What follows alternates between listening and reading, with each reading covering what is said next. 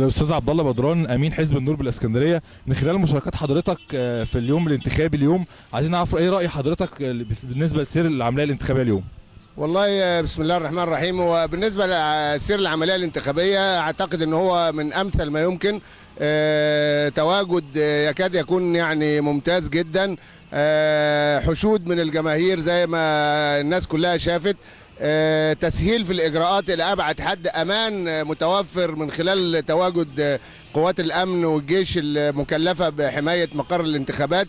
أعتقد أن ده عامل مهم جدا مشجع لأبناء الشعب المصري كله اللي ما نزلش لغاية دلوقتي واللي يمكن منتظر أو متخوف. أنا بطمنه وبقول له يعني لابد أنك أنت تشارك وتأدي واجبك ناحية الوطن والمشاركة. وأعتقد أن الوضع اللي احنا بنشوفه يمكن وسائل الإعلام كلها بتنقل، ومن خلال الشبكات القنوات الإعلامية اللي موجودة ومن خلال كلام الناس، أعتقد أن كل ده أمر مطمئن جدا. وأعتقد أن عملية السير الانتخابات بتتم في يعني سهولة ويسر ممتاز جدا.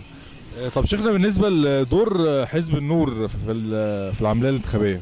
والله دور حزب النور هو فصيل من فصائل الشعب، وبيأكد كل يوم ان هو يعني بيقدم مصلحة الوطن ومصلحة الشعب فوق اي اعتبار. عشان كده بيأدي دوره من خلال تلاحمه مع الشعب وتقديم كل التيسيرات والتسهيلات الممكنة لدى أبناء الحزب لسهولة وصول الناخبين إلى مقر انتخاباتهم.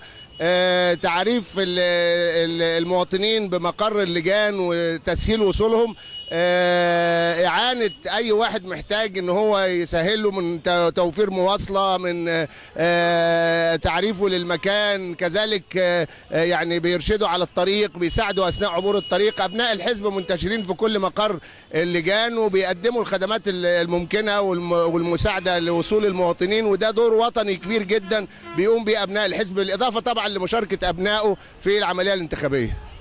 كلمة حضرتك توجهها لأبناء حزب النور في هذا اليوم.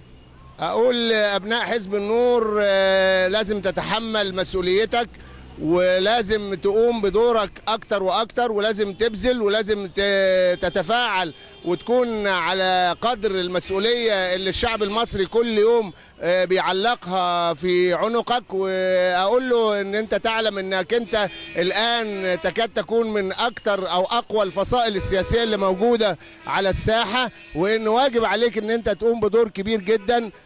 تلاحم الشعب معانا النهارده وفرحة الناس بنزول الحزب وأبناء الحزب وتواجدهم وفرحتهم بيهم وفرحة الاستقبال اللي ظهرت على الوجوه لكل الشعب النهارده، أعتقد ده بيؤكد المسؤولية ديت اللي بيلزم أبناء الحزب إن هو لابد أن يتفاعل وإنه يبذل أكتر تجاه الوطن والمواطنين.